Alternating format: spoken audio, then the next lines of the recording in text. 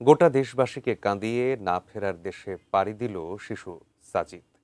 রাজশাহীর তানোরে গভীর নলকূপের গর্তে পড়ে যাওয়া সাজিদকে উদ্ধার করেছে ফায়ার সার্ভিস। খনন যন্ত্র ব্যবহার করে 50 ফুট গভীর পর্যন্ত মাটি খুঁড়ে শিশুটিকে উদ্ধার করা হয়।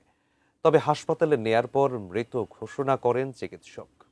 রাজশাহী প্রতিনিধি বুলবুল হাবিবের পাঠানো তথ্য এবং ছবিতে আরো বিস্তারিত থাকছে ডেস্ক রিপোর্টে।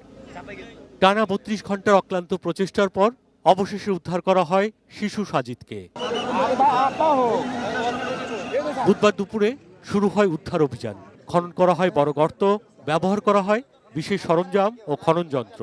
ফায়ার সার্ভিসের 8টি ইউনিটের প্রচেষ্টায় বৃহস্পতিবার রাত 9টার দিকে মাটি প্রায় 45 ফুট গভীর থেকে শিশুটিকে বাইরে নিয়ে আসা হয়। বিজলি কেবলসের স্কিন কোটেড ইনসুলেশন আগুন প্রতিরোধী। বিজলি কেবলস, নিরাপদ আজীবন। উদ্ধার শেষের আগে থেকেই প্রস্তুত মেডিকেল টিম শিশুটির প্রাথমিক স্বাস্থ্য পরীক্ষা করে। এরপর তানোর উপজেলা স্বাস্থ্য কমপ্লেক্সে নেওয়া হলে মৃত ঘোষণা করেন চিকিৎসক।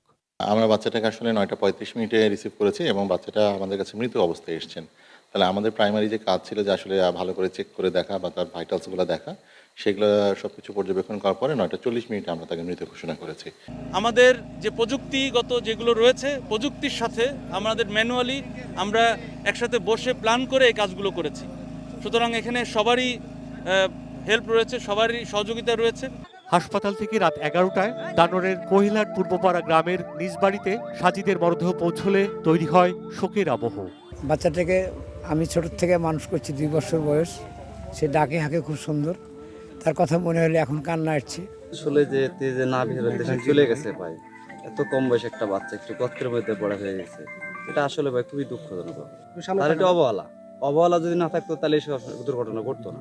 বুধবার দুপুরে মায়ের সাথে বাড়ির পাশে বিলে যাওয়ার সময় পিছন থেকে পরিত্যক্ত গভীর নলকূপের গর্তে পড়ে যায় 2 বছরের Sajid. Sudip Ghosh, desk report, ATN news.